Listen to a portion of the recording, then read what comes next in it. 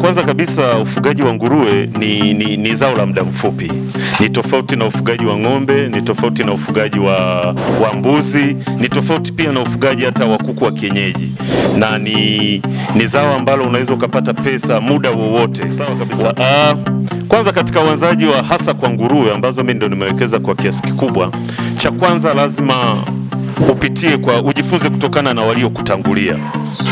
Ujue wamefugaje wao, soko liko vipi, na ndipo uweze kuwekeza, kwa sababu kwenye ufugaji wa nguruwe unahitaji kwanza uchague mbegu bora, kwa sababu unaweza kujikuta umechukua mbegu za ajabu unamlisha hata kuya ongezeki uzito, mwisho wa siku ni hasara. Kwa hiyo unatakiwa uchague mbegu bora, na pamoja na mbegu hiyo inaambatana na mazingira bora. Banda lazima liwe safi, mitaro ya maji machafu iwepo, pamoja na usafi, na pia aina ya chakula unachokitumia. Kama mimi nilivyoamua kuwachambua Koudijs kuwa ndo walishaji wakubwa wa shamba langu, na matokeo nimeyaona kwa muda mfupi sana. Karibu tena mpenzi mtazamaji wa Rubaba TV, na leo ni siku nyingine pendwa kabisa, na hapa bado tuko jijini Mwanza, na hapa tupo Usagara, kijiji cha Mayorwa, ambapo hapa tumetembelea shamba la Chief Farm. Kilichotufanya tuje hapa kwanza ni kuona jinsi ambavyo kijana mwenzetu ameamua kudhamiria kuwekeza nguvu zake pamoja na fedha kuweza kufanya kilimo na ufugaji kibiashara. Hapa tuna shughuli nyingi ambazo zinafanyika. Kuna ufugaji wa mbuzi, kuna ufugaji wa ng'ombe, kuna ufugaji wa kondoo na kuku, lakini kwa ukubwa zaidi kunafanyika ufugaji wa nguruwe kibiashara. Tuna mengi ambayo tunataka tuzungumze na kijana mwenzetu. Kwanza ni nini hasa ambacho kimemsukuma yeye kuweza kuingia katika ufugaji, kwa sababu tunafahamu kuna shughuli nyingi, lakini pia kuweza kukueleza uhalisia wa biashara hii na jinsi ambavyo kuna fursa katika upande huu wa ufugaji. Wewe tuende pamoja uweze kujifunza na uweze kupata maarifa katika kipindi ambacho nimekuandaa kwa siku ya leo. Mimi ni Imani Rubaba, nakumbuka hapa nimeletwa kwa udhamini mkubwa wa kampuni ya Koudijs. Hawa ni wazalishaji wa vyakula na concentrate mbalimbali. Hapa tunazungumzia concentrate za mifugo kama vile kuku, nguruwe, samaki. Hapa utapata concentrate ambazo ni bora zaidi. Rubaba TV.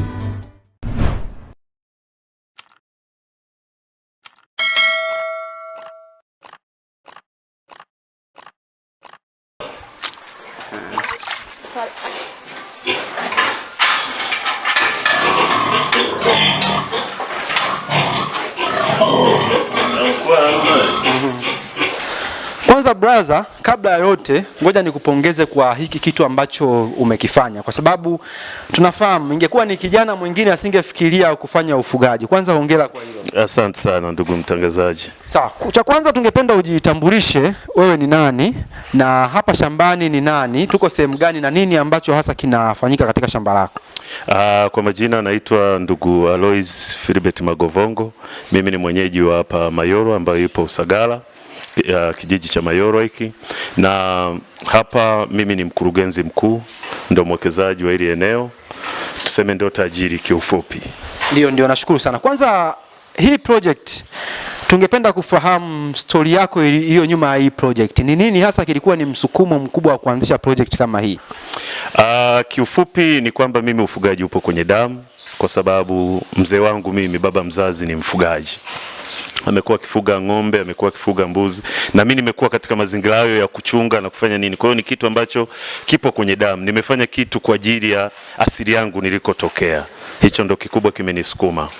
Nashukuru sana. Na hii project imeanza lini?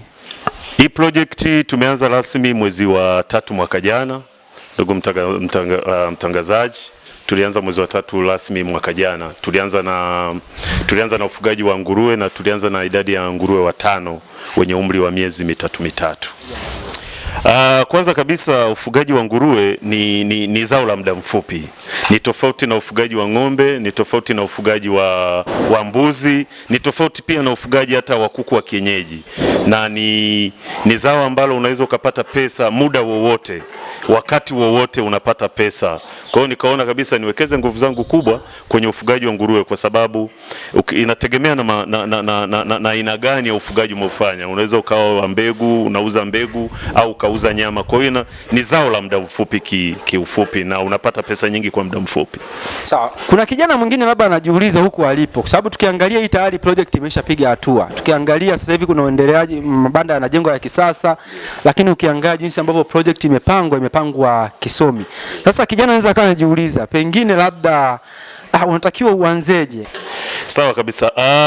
Kwanza katika uanzaji wa hasa kwa nguruwe ambazo mimi ndo nimewekeza kwa kiasi kikubwa, cha kwanza lazima ujifunze kutokana na waliokutangulia.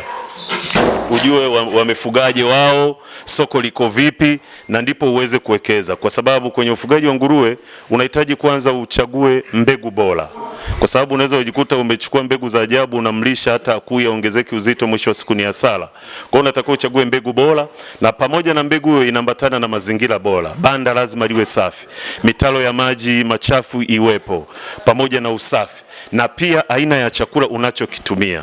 Kama mimi nilivyoamua kuwachagua Koudijs kuwa ndo walishaji wakubwa wa shamba langu, na matokeo nimeyaona kwa muda mfupi sana. Nguruwe wangu wana afya na uzito unazidi kuongezeka kila inayoitwa leo.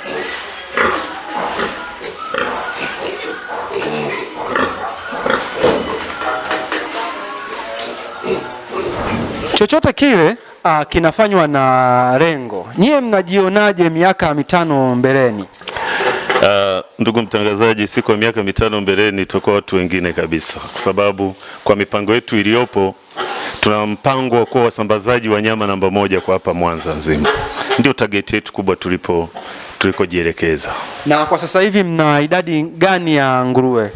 Mpaka sasa tuna idadi ya nguruwe kama 61, na ndani ya 61 wenye mimba tunao kama nguruwe 6.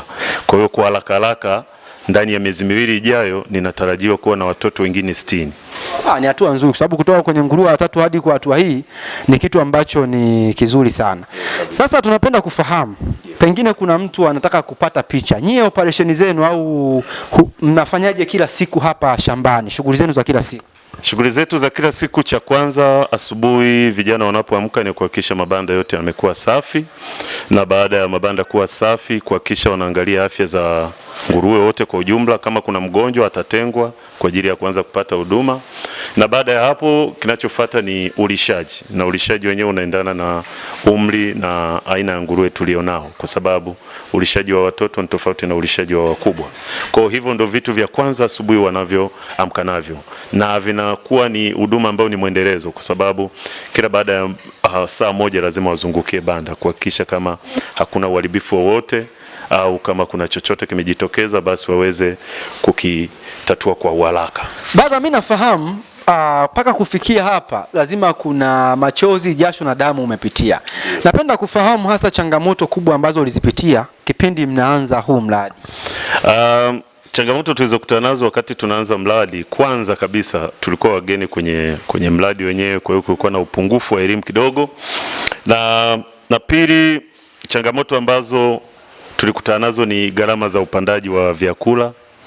Pumba zilipanda sana kutokana na msimu tuliokuwa nao, na changamoto nyingine ya tatu ni upande wa kupata madaktari kwa haraka.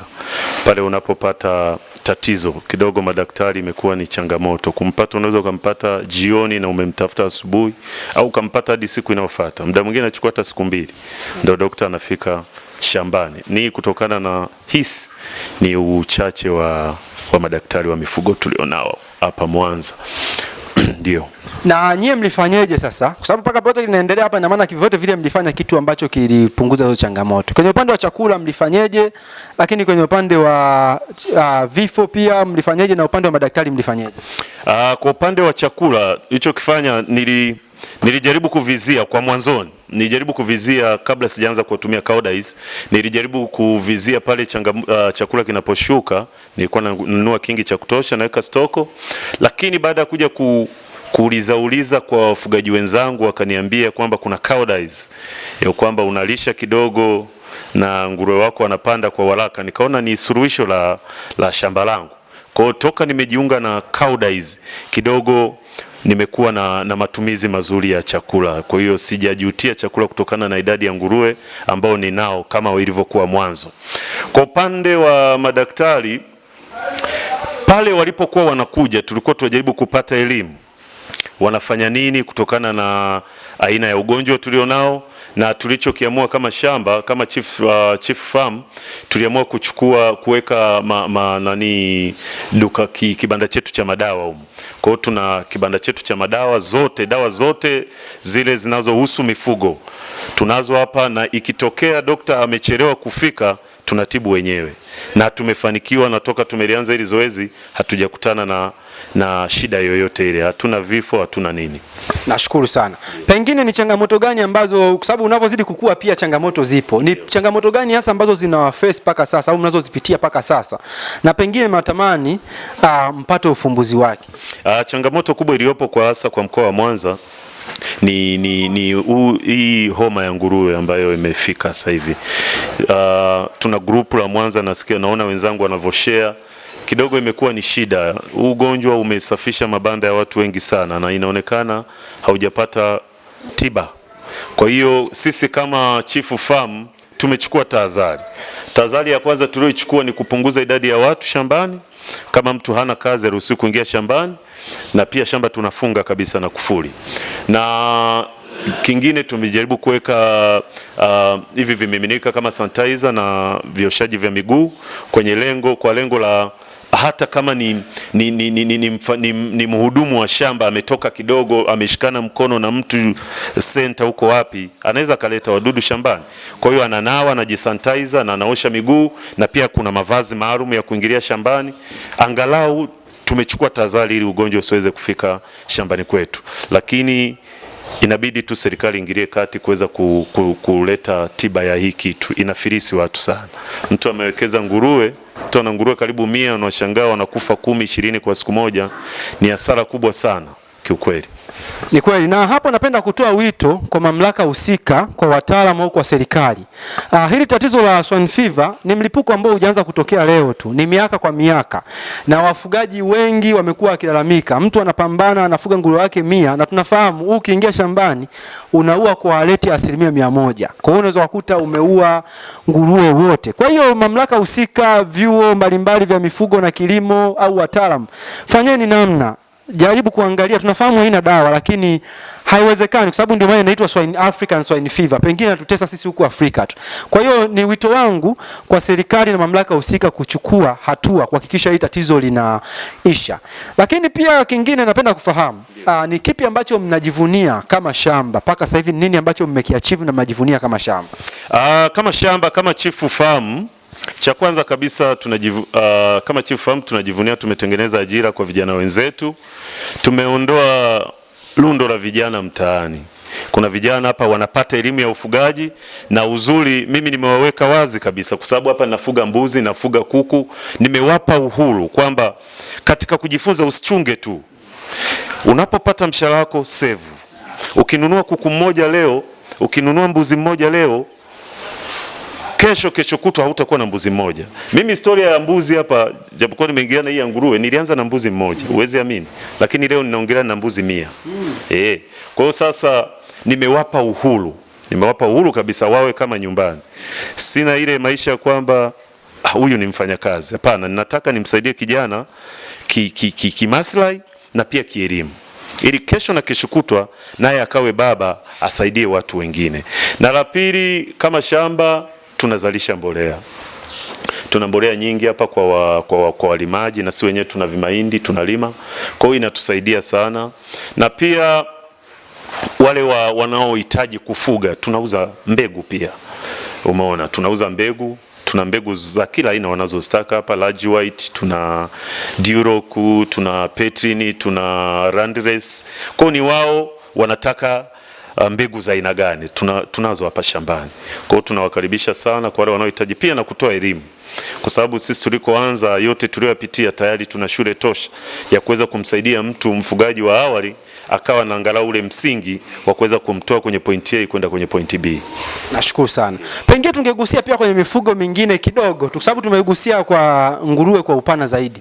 Nimeona una ng'ombe na pia una mbuzi. Unafuga kwa ajili ya nyama au unafuga kwa ajili ya kuzalisha? Upande wa ng'ombe mimi nafuga kwa ajili ya kuzalisha. Ni sehemu ambayo nimewekea hela. Pia ninapata vihela vidogo vidogo vya kulipa wafanyakazi upande wa maziwa. Kwa hivyo vinanisaidia sana upande wa ng'ombe. Nilikuwa nakamua ng'ombe 3 sasa hivi, lakini wameachisha 2, amebaki moja. Na upande wa mbuzi ninafuga mbuzi kwa lengo kubwa la uuzaji. Kwa sababu tumekuwa na changamoto sana upatikanaji wa mbuzi na magonjwa yamewavamia sana. Kwa hiyo mimi hapa ufugaji mkubwa wa mbuzi ni kwa lengo la uuzaji. Ndio. Nashukuru sana. Kwa hapo kuna kitu kingine ambacho ndugu mpenzi mtazamaji tumekipata.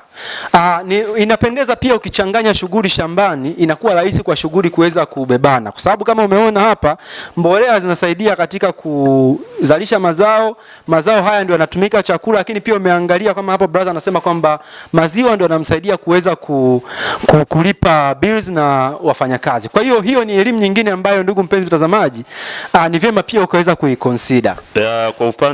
Kwa mfano upande wa mbuzi mara nyingi mimi mbuzi ninawatoa minadani. Ninachukua mbuzi wadogo ambao nikinunua majike kwa bei ya chini, akija kwangu hapa atakula, atapata huduma zote, kwa sababu unajua watu wengi wa vijijini wanawachaniza mifugo. Kwa atakuja hapa nitatibu minyoo na vitu vingine, na ili mimi nimuuze mbuzi ni lazima anizalie. Kwa hiyo kwa mfano mbuzi jike akishazaa tayari nina faida pale mkononi na bado nitamuuza kwa gharama kubwa. Kwa hiyo ni zao jingine linaloingiza pesa shambani kusaidia mradi uweze kuendelea. Okay, na pengine vipi gharama zake au uendeshaji wake? Haukubani sana kwenye upande wa mbuzi na ng'ombe? Hapana. Kwa sababu ninachokifanya nimewawekea tu mbuzi utaratibu. Muda mwingi wanakula nyasi, wanachunga, na uzuri huku nyasi bado tunazo nyingi. Japo huwa nawapa ofa ya kila wiki, nawapa pumba ambazo zina mashudu, na ndio maana pale nje nimejenga sehemu ya kulia pumba kidogo na ambayo imechanganywa na mashudu kwenye kuboost ukuaji wao.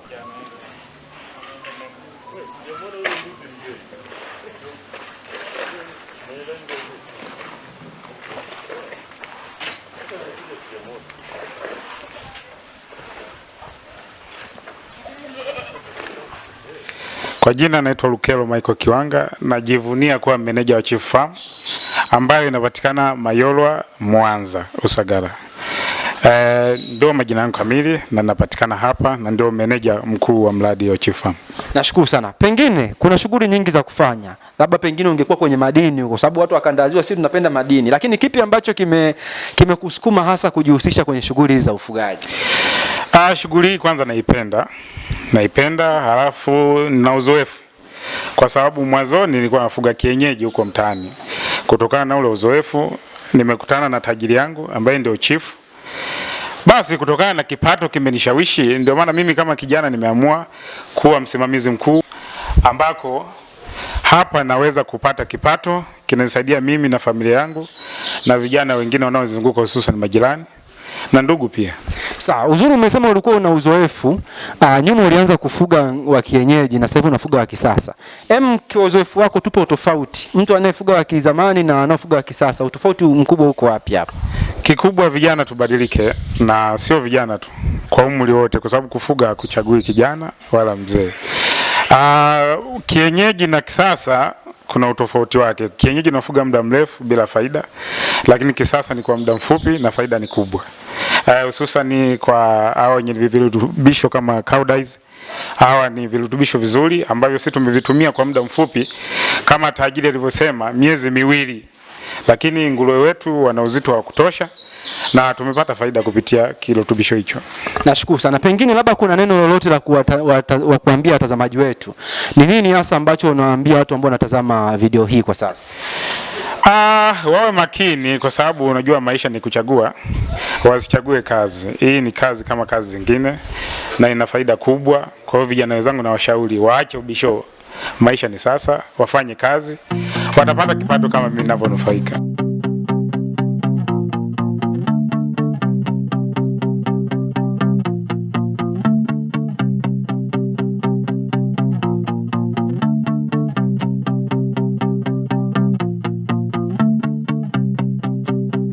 Nashukuru sana.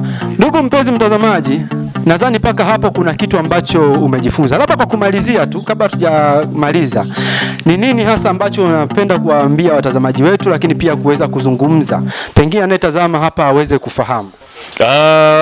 Kwa yule anayetaka kuanza au ambaye amekwisha anza ufugaji wa nguruwe, mimi ningependa ajiunge na Koudijs, kwa sababu mimi nimewatumia sina muda mrefu, na kama miezi miwili, nikiangalia uzito nilionao sasa hivi wa nguruwe zangu, yani ninaona kabisa nina hela ziko benki. Kwa hiyo ni virutubisho ambavyo unamvuna nguruwe kwa kilo nyingi na kwa muda mfupi. Na ndio maana awali nilisema ni tofauti hata na mbuzi. Mbuzi kuja umuuze ina maana anachukua muda, lakini mimi nguruwe akifika mwezi mmoja miwili naweza nikauza mbegu. Tena anaondoka mkubwa kabisa. Akifika miezi 6 sikosi kilo 100, sikosi kilo 70, 80 za nyama, ambayo ukiweka na bei iliyopo sokoni sasa hivi unaongelea ni mamilioni ya pesa. Kwa na washauri wafugaji wenzangu wajaribu Koudijs. Ni suluhisho la sisi wafugaji wa nguruwe. Nashukuru sana. Ndugu mpenzi mtazamaji, mimi mpaka hapa sina la ziada. Ni tumaini langu umeweza kujifunza na umeweza kupata kitu kipya. Lakini pengine labda una maswali yako binafsi, au labda una vitu ambavyo unataka kufanya naye binafsi, hapa chini kuna namba ya mfugaji. Kwa wakati wako mwenyewe utampigia ili muweze kuzungumza kibiashara, ushauri au vitu vingi kadha wa kadha. Mimi ni Imani Rubaba, na nakumbusha tu kama alivyosema brother hapa, kama unataka mafanikio makubwa katika ufugaji wako, basi hakikisha unatumia bidhaa za Koudijs, na ninakuahidi hautajutia. Lakini kingine pia, usiache kusubscribe na kubofya alama ya kengele ili kuendelea kujifunza na kupata vitu kadha wa kadha. Asante, mpaka wakati mwingine.